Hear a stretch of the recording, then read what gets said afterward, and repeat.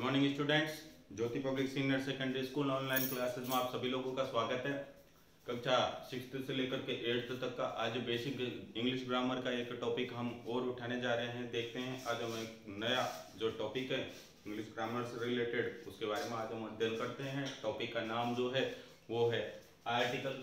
वैसे तो पिछली कक्षाओं के अंदर आप लोग पढ़ चुके हैं इस विषय के बारे में, लेकिन जो आपकी क्लासें बढ़ रही हैं 6th है, 7th है, 8th है, तो हर बार नियम जो हैं वो कुछ बढ़ जाते हैं, कुछ एक्स्ट्रा नियम जो हैं वो इस आर्टिकल नाम के टॉपिक में जोड़ दिए जाते हैं। जब आप छोटे थे तो उस समय जो इसके नियम थे बहुत कम बताए जाते थे, लेकिन अब जो 8th तक का स्टैंडर्ड है उसमें आप लोगों को पूरे ही लगभग जितने नियम है इस आर्टिकल से रिलेटेड सभी पढ़ने हैं।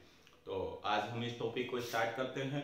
अक्सर क्या होता है कि जो स्टूडेंट्स होते हैं वो ए और एन के प्रयोग को सेम मान लेते हैं, विदाउट सोचे हुए, बगैर किसी सोच विचार के, सीधा बस कुछ विशेष चीजों को देखते हुए ए और एन का यूज कर देते हैं। और जो आपका बोर्ड में एग्जाम में कोई भी क्वेश्चन पूछा जाता है उसको अक्सर हम गलती कर देते हैं। तो ऐसा नहीं होना चाहिए। नियमों की जानकारी यदि आपको नहीं है तो इंग्लिश ग्रामर को कंप्लीट कर पाना पॉसिबल ही नहीं है। जो भी आप लोगों के एग्जाम में क्वेश्चन आएंगे न्यू टाइप से रिलेटेड या ए पार्ट से रिलेटेड, वो सभी आप लोगों के गलत हो सकते हैं। तो इसलिए सबसे पहले हमको इस टॉपिक से रिलेटेड जो महत्वपूर्ण नियम है उनको जानना आवश्यक है। तो आज के वीडियो में हम यही पढ़ेंगे आर्टिकल के अंदर कौन से नियम चलते हैं, कौन कौन से आर्टिकल होते हैं, कौन से वो स्थान होते हैं जहाँ पर किसी प्रकार के कोई आर्टिकल का यूज नहीं होता। तो करते हैं शुरुआत। आइए, सबसे पहले है आर्टिकल। आर्टिकल के अंदर आप जैसा कि जानते हैं ए और एन, इन दोनों का प्रयोग किया जाता है, ए और एन। अब ए और एन कहाँ लगाया जाता है, सबसे पहले ये जानने से पहले तो हम ये जान लेते हैं कि इन दोनों जो शब्द दिए हुए हैं इनका अर्थ क्या है। दोनों का अर्थ एक ही होता है। दोनों शब्द जो हैं वो एक वचन संज्ञा के लिए काम में लिए जाते हैं और ये पता लगता है हमें कि नाउन जो है वो संख्या के अंदर एक है। अब ए कहाँ लगाएं और एन कहाँ लगाएं, ये हमारे पास में सवाल है, तो इसको हम समझते हैं।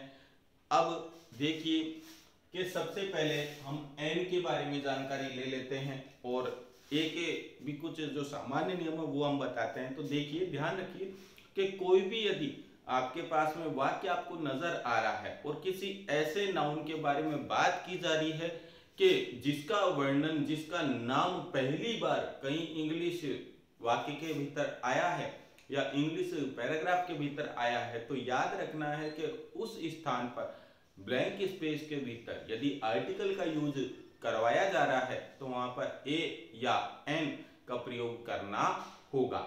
इसके विपरीत यदि मान लीजिए कोई सब्जेक्ट आपको ऐसा दे दिया गया है जिसके बारे में पहले बता दिया गया है और उसके बाद में उससे रिलेटेड कोई नाम या उसका नाम दोबारा रिपीट हो रहा है, तो ऐसे स्थान पर हम दा का प्रयोग करते हैं। तो हम अब ये समझते हैं ए कहाँ लगाएं, एन कहाँ लगाएं। तो देखें, सबसे पहले हम एन की बात करते हैं कि एन कहाँ लगाया जाए। तो एन के लिए आप सभी जानते हैं अंग्रेजी भाषा के भीतर ए, ई, आई, ओ, you, A, E, I, O, you, ये जो 5 हैं ये आप लोगों के वोवेल्स होते हैं, स्वर होते हैं। इन 5 स्वरों से अक्सर बचपन में हमें बताया जाता था कि इन 5 स्वरों से यदि कोई भी इंग्लिश वर्ड स्टार्ट हो रहा है तो ऐसी स्थिति के भीतर उस वर्ड से पहले हम लोग एन का प्रयोग कर देते हैं। और यदि बाकी के जो हमारे 21 कॉन्सोनेंट बचे, यदि उनका उन अल्फाबेट से यदि किसी शब्द की स्टार्टिंग हो रही है तो उससे पहले हमें ए का प्रयोग करना है। अक्सर हम ये नियम पढ़ते थे, लेकिन जैसे जैसे क्लास बढ़ती जाती है तो इस नियम के अंदर कुछ अपवाद आ जाते हैं। इस नियम का कुछ जगह पर विरोध किया जाने लग जाता है, या ये कह सकते हैं कि इस नियम का ये जो नियम है ये अच्छे तरह से काम नहीं करता और अक्सर हमारे एग्जाम्पल्स गलत हो जाते हैं। तो देखते हैं क्या है इसका सही नियम।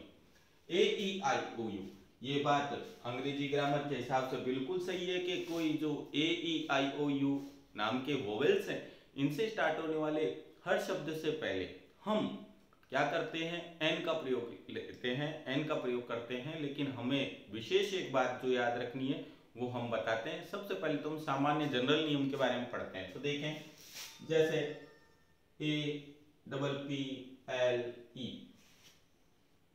एरोप्लेन,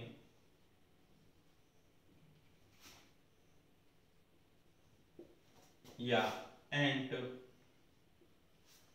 ये सभी आपको वर्ड नजर आ रहे हैं।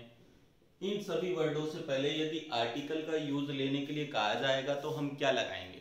तो देखिए, आर्टिकल का जो बेसिक रूल है ए और एन को लगाने का, वो क्या है? हम अक्सर इन अल्फाबेट्स को देखते ही या इन वोवेल्स को देखते ही बगैर सोचे समझे एन का यूज करते हैं, जो कि गलत है।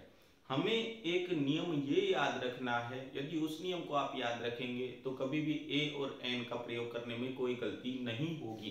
तो क्या याद रखना है? देखें कि हम कहते हैं कि ए, आ, ई, उ, ए, आई, ओ और औ। आप सभी अच्छे से जानते हैं कि हिंदी भाषा के भीतर ये सभी स्वर होते हैं। अब हम सोच रहे होंगे कि अंग्रेजी भाषा के भीतर हमें ये हिंदी स्वरों के बारे में क्यों पढ़ रहे हैं? ये आवश्यक है क्योंकि इससे रिलेटेड ही नियम है।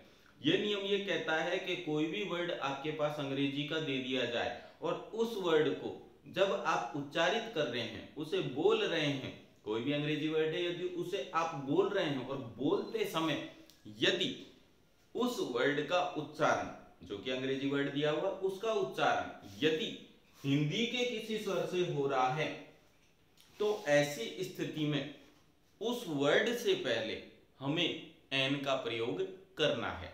लेकिन यदि कोई भी अंग्रेजी वर्ड है, उसकी स्पेलिंग यदि इन वोवेल्स से स्टार्ट हो रही है, लेकिन जब उसका उच्चारण कर रहे हैं तो उस स्थिति में यदि उस वर्ड का, उस इंग्लिश वर्ड का उच्चारण हमें इन स्वरों से नहीं सुनाई देता है, इन स्वरों से स्टार्ट होता हुआ नहीं नजर आता है, तो ऐसी परिस्थिति के अंदर हमें वहां पर एन यूज नहीं लेना है, वहां पर हमें ए का प्रयोग करना है।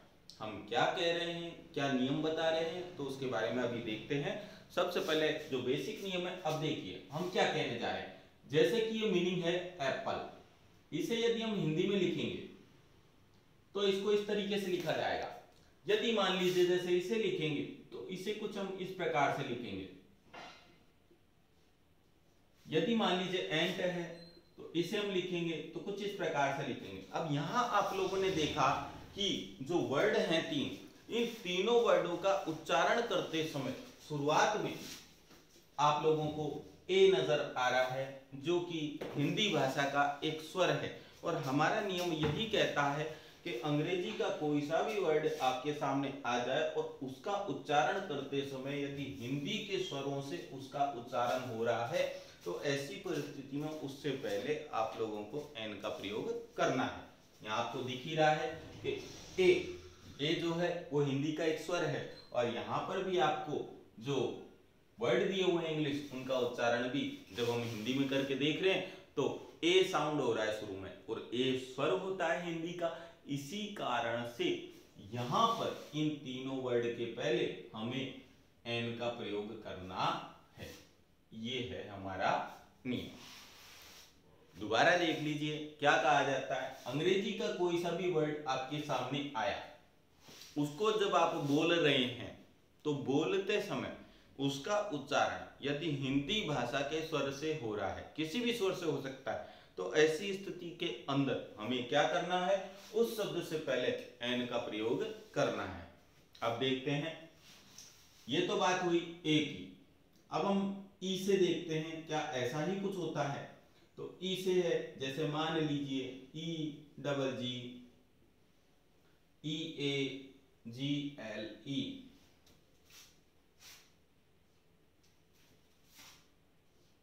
या जैसे वाई ई। मान लीजिए ये एक ही मीनिंग या एक ही वोवेल से स्टार्ट होने वाली तीन अलग अलग मीनिंग हैं। अब इनसे पहले यदि हमें आर्टिकल का यूज लेने के लिए कहा जाए तो क्या लगेगा, देखते हैं। तीन अलग अलग वर्ड है तो यहाँ साउंड देखते हैं इसके किस तरीके से होते हैं। जैसे इसे हम बोलेंगे एग, इसे हम कहेंगे ईगल, और इसे हम उच्चारित करेंगे आई। हमारा यहाँ पर जो नियम है वो यही कहता है कि सब जो भी हमारे पास में अंग्रेजी का वर्ड आया, अंग्रेजी का शब्द आया, उसे आप एक बार बोल कर देखें और बोलने पर हिंदी के स्वरों से उसका उच्चारण होना चाहिए स्टार्ट। तो ऐसी स्थिति में हमें उस वर्ड से पहले किसका प्रयोग करना है, एन का।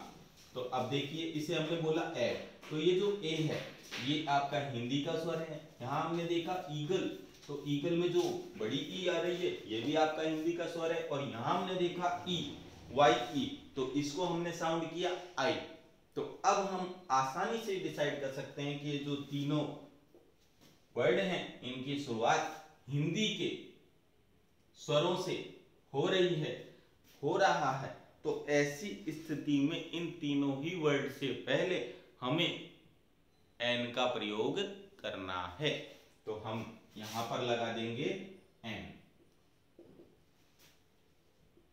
बहुत ही सिंपल सा नियम है, एक बार आप इसे अच्छे से समझेंगे तो आपको किसी भी शब्द से पहले ए और एन लगाने में कोई समस्या नहीं आएगी। अब हम देखते हैं आई से स्टार्ट होने वाली। मान लीजिए कोई मीनिंग आई इंक पॉट, और यहां पर कोई दूसरी मीनिंग आई आइसक्रीम। आपको कह दिया जाए कि इनसे पहले आर्टिकल का यूज करो, आर्टिकल में से ए और एन में से लगाना है, डिसाइड करें क्या लगाएं।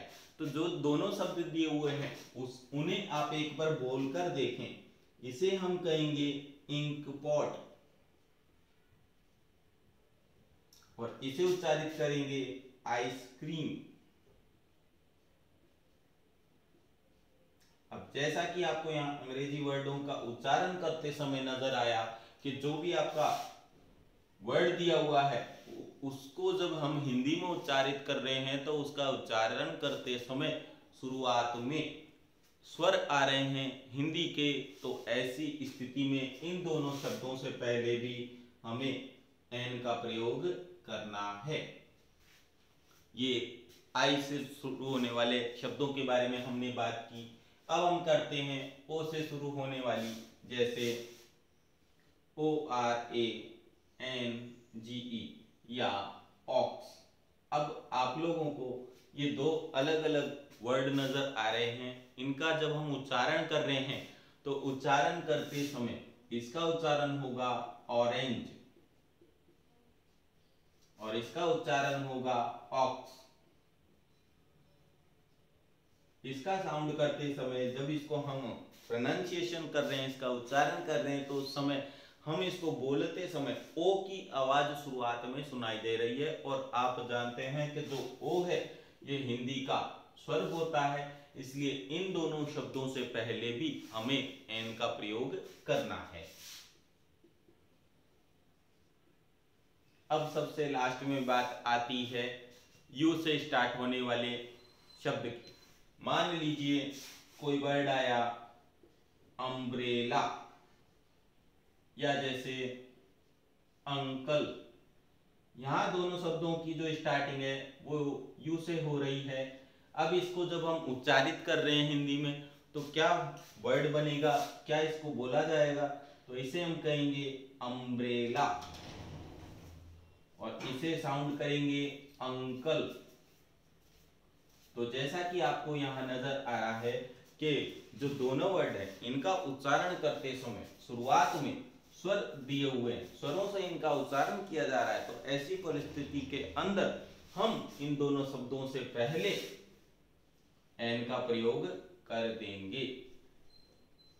तो ये है इसके जनरल नियम, जो कि कहते हैं कि यदि ए ई आई ओ यू जो अंग्रेजी में 5 वोवेल्स होते हैं उनसे स्टार्ट यदि कोई वर्ड हो रहा है तो उसके नाम से पहले आप क्या करें, एन का प्रयोग कर दें।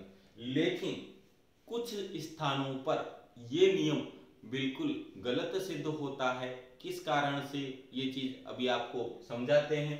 तो देखें, मान लीजिए कोई वर्ड दिया हुआ है EUROPEAN या यूनिवर्सिटी।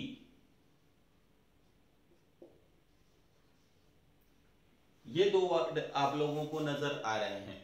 अब आप लोगों से कहा जाए कि इससे पहले, इन दोनों वर्डों से पहले आप लोगों को ए और एन दोनों में से किसी एक वर्ड का प्रयोग करना है, तो आप लोग नियम के मुताबिक, नियम के हिसाब से आप AEIOU को देखेंगे। आप बाकी इसके बाद में ये नहीं सोचेंगे कि ए लगाना या एन, विदाउट सोचे हुए, बगैर किसी सोच विचार के आप सीधा बस AEIOU से मीनिंग को स्टार्ट होते हुए देख करके आप यहाँ पर एन का प्रयोग कर देंगे। लेकिन यहाँ पर एन का प्रयोग किया जाना सरासर गलत है, बिल्कुल गलत है। यहाँ पर एन का प्रयोग नहीं होगा। अब हम सोच रहे होंगे ऐसा क्यों, तो इसके पीछे कारण ये है, अभी हमने एक बात बताई आपको कि कोई भी शब्द हो अंग्रेजी का, जब उसे हम बोल रहे हैं, उच्चारित कर रहे हैं, तो उसका उच्चारण करते समय हमें शुरुआत में जब उच्चारण करेंगे तो हिंदी स्वर से उसका उच्चारण होना चाहिए। अब जैसा कि यहां पर हम इसे बोल रहे हैं तो इसे हम कहेंगे यूरोपियन, और यहां इसे हम साउंड करेंगे यूनिवर्सिटी। अब आप देख सकते हैं कि मीनिंग तो भले से ही ये इंग्लिश के स्वर से स्टार्ट हो रही है, लेकिन जब इसका उच्चारण कर रहे हैं तो कोई हिंदी का स्वर नहीं आ रहा। यहाँ पर यू नाम का जो उच्चारण हो रहा है, और यू जो है अंग्रेजी के भीतर किसी प्रकार का, जब इसका उच्चारण कर रहे हैं तो हिंदी के भीतर इन दोनों ही को स्वर नहीं कहते हैं। स्वर की मात्रा तो इसमें जुड़ी हुई है, लेकिन ये खुद अपने आप में स्वर नहीं है।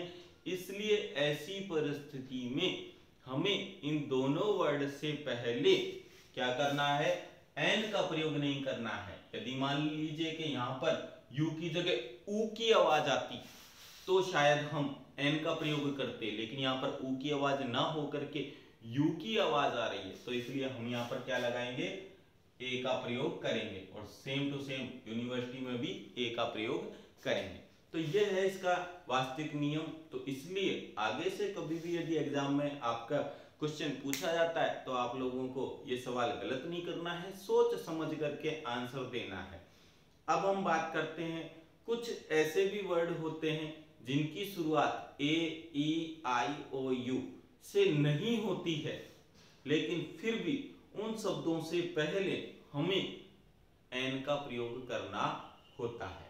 अब वो कौन से शब्द होते हैं जिनसे पहले किसी प्रकार का कोई इंग्लिश का वोवेल नहीं आता है, या उनकी स्टार्टिंग किसी प्रकार के वोवेल से नहीं होती है, लेकिन फिर भी हम एन का प्रयोग करते हैं। तो देखते हैं, जैसे मान लीजिए कुछ उपाधियां होती है, कुछ डेजिग्नेशन होते हैं, पद होते हैं, जैसे SDM, कोई डिग्री होती है LLB, या जैसे MBA,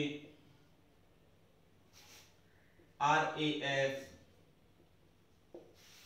तो आप लोगों को ये देखना है कि ये तीनों चारों जो वर्ड आपके सामने दिए हुए हैं, ये किसी न किसी डिग्री या पद का नाम है। अब आप लोगों को ये तीनों चारों जो शब्द दिए हुए हैं, इनको जरा आप एक बार बोल करके देखिए। बोलने पर जो इनका उच्चारण होगा वो हिंदी के स्वरों से होगा। हम क्या कह रहे हैं, तो देखिए यहां पर इसका नाम है SDM। अब जरा एस को लिख करके देखिए, शुरुआत में आया ए, यहां हम देखते हैं तो L, यहां पर हमने देखा M, और यहां हमने देखा R। अब जरा इन शब्दों को अच्छे से देखें कि जो इनकी शुरुआत थी वो हिंदी के स्वरों से हुई थी, इसीलिए इन सभी पदों से पहले या इन सभी डिग्रियों के नाम से पहले हमें किसका प्रयोग करना होगा? नियम के अकॉर्डिंग यदि स्वरों से किसी भी वर्ड का उच्चारण हो रहा है तो उससे पहले हमें क्या लगाना होगा? एन। और जैसा कि यहाँ हम देख रहे हैं कि इनका जो उच्चारण किया जा रहा है वो भी किसी स्वर से हो रहा है, इसलिए इन सभी के नाम से पहले हम लोगों को एन का प्रयोग करना है। बिल्कुल सिंपल सा नियम है, थोड़ा सा ध्यान देने की जरूरत है। आसानी से आप इसका जो एग्जाम्पल आएगा पेपर के अंदर उसको या एग्जाम पेपर के भीतर आप आराम से इसे कर पाएंगे, बस थोड़ा सा समझने की बात है। तो ये था एन का प्रयोग। आगे से आप कभी भी इसकी गलती ना करें। अब हम बात करते हैं, यदि एन का प्रयोग आप लोगों ने सीख लिया तो अब हम ये चीज देखते हैं कि ए कहाँ लगाएं। तो याद ये रखना है कि ए ई आई ओ यू से शुरू होने वाला जो वर्ड है उससे पहले तो अक्सर हम एन का ही प्रयोग करते हैं, लेकिन फिर भी किसी भी वर्ड से पहले यदि ए और एन का प्रयोग करवा रहा है तो उसे आप एक बार बोलकर जरूर देख लें। बोलने से ही आपको ये चीज स्पष्ट हो जाएगी, पता लग जाएगा कि ए लगाना है या एन लगाना है। तो देखते हैं, अब बात करते हैं हम कि ए और एन का प्रयोग हम लोग यहाँ पर सीख रहे हैं। तो ए के बारे में बताते हैं कि ए कहाँ लगता है।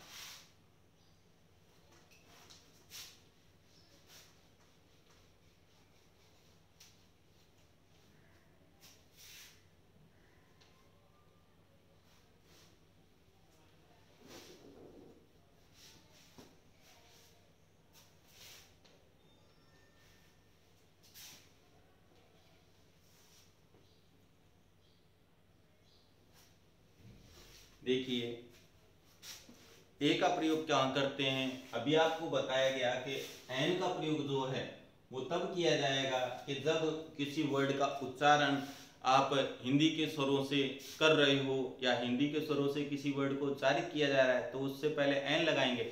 लेकिन यदि ऐसा नहीं होता तो उस परिस्थिति के अंदर हम लोगों को ए का प्रयोग करना है। मान लीजिए मैं आपको कुछ उदाहरण बताऊं, जैसे पेन, टीचर, बुक, या जैसे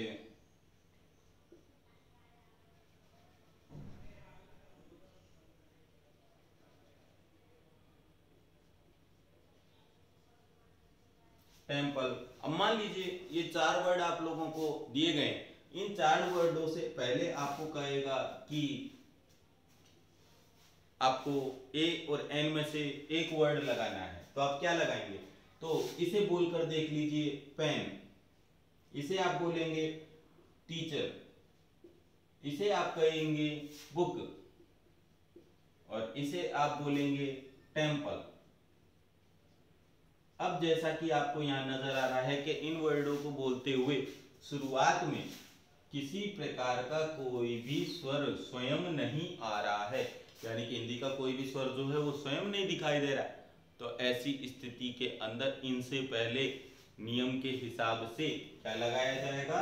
ए का प्रयोग किया जाएगा। बिल्कुल सिंपल सा नियम है, ये बात हमें ध्यान रखनी है। आसानी से ए एन का प्रयोग हम लोग कर सकते हैं। तो यहाँ आप लोगों ने देखा ए का प्रयोग हम कहाँ करें, एन का प्रयोग कहाँ करें, बहुत ही छोटा सा नियम था। अब मान लीजिए एग्जाम्पल के तौर पर जैसे आपके पास कोई क्वेश्चन आ जाए कि शी इज,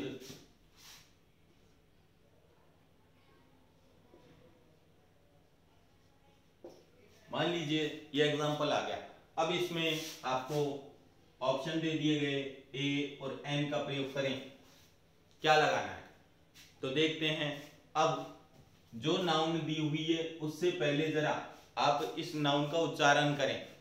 इस नाउन से पहले ये जो नाउन है इसको उच्चारण करेंगे, इसका तो आएगा क्लर्क। अब ये जो क है ये क आधा है और साउंड पूरा नहीं हो रहा, स्वर नहीं आ रहा, तो ऐसी स्थिति में इस स्थान पर हम इस क्लर्क शब्द से पहले ए का प्रयोग कर देंगे। तो ये बात हमें ध्यान रखना है, बहुत ही सिंपल सा नियम है। तो इस तरीके से हम लोगों ने देखा। अब जैसे मान लीजिए कोई दूसरा एग्जांपल है कि राम इज वॉचिंग मूवी। अब जैसा कि आपने यहाँ एग्जांपल देखा, तो यहाँ पर जो अंत में नाउन दिया हुआ है मूवी, तो उसको जरा आप हिंदी में लिख करके देख सकते हैं मूवी, या उच्चारित करके देख लीजिए मूवी। अब मूवी में शुरुआत में मुंह आया है, ऊ नहीं आया, मुंह आया है। तो ऐसी परिस्थिति में इससे पहले आप लोगों को नियम के हिसाब से ए का प्रयोग करना होगा। या जैसे मान लीजिए कोई अन्य एग्जांपल के आई एम ईटिंग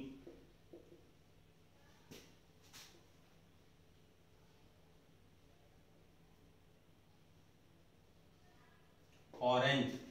अब जैसे मान लीजिए ये वाक्य आ गया, अब आपसे कहेगा कि यहाँ पर ए और एन में से किसी एक का प्रयोग करिए। अब आप कैसे करेंगे, तो देखें, नाउन से पहले इस वर्ड को जरा उच्चारित करके देख लें। ये जो ऑरेंज वर्ड दिया हुआ है इसको उच्चारित करें, ऑरेंज। अब यदि इसे हम हिंदी में लिख के देखें तो कुछ इस तरीके से लिखेंगे, ऑरेंज। अब यहाँ पर आप देख रहे हैं कि शुरुआत में स्वर आ गया, तो आप क्लियर हो जाते हैं इस बात को कि यहाँ पर हम ए का प्रयोग नहीं कर सकते हैं, यहाँ पर हमें एन का प्रयोग करना है। तो ये है बेसिक नियम ए और एन का, जो आसानी से आप लोगों को इस नियम के अकॉर्डिंग समझ में आ जाएगा। वापस आपको दोहरा दूं कि जो भी आपका इंग्लिश का वर्ड है, यदि वो इंग्लिश के वोवेल्स से स्टार्ट हो रहा है और उसका उच्चारण करते समय यदि हिंदी के स्वरों से उसका उच्चारण हो रहा है तो आप एन लगाएं। लेकिन यदि कई बार ऐसा भी होता है कि कोई भी वोवेल से स्टार्ट ना होके कॉन्सोनेंट से स्टार्ट होता है वर्ड, लेकिन फिर भी उसका उच्चारण जब हम करते हैं तो किसी हिंदी के स्वर से होता है, तो भी हम एन लगाते हैं। और यदि हमें हिंदी के स्वर से कोई वर्ड का उच्चारण हो ही नहीं रहा तो उस वर्ड से पहले ए लगाते हैं। तो आज के वीडियो में हमने ए और एन का प्रयोग सीखा। आज का वीडियो सिर्फ इतना ही रखते हैं, कल दी के बारे में जानेंगे हम लोग। तो इस वीडियो यदि आपको पसंद आए तो ज़्यादा से ज़्यादा इसे लाइक, सब्सक्राइब और शेयर कीजिए। Thank you.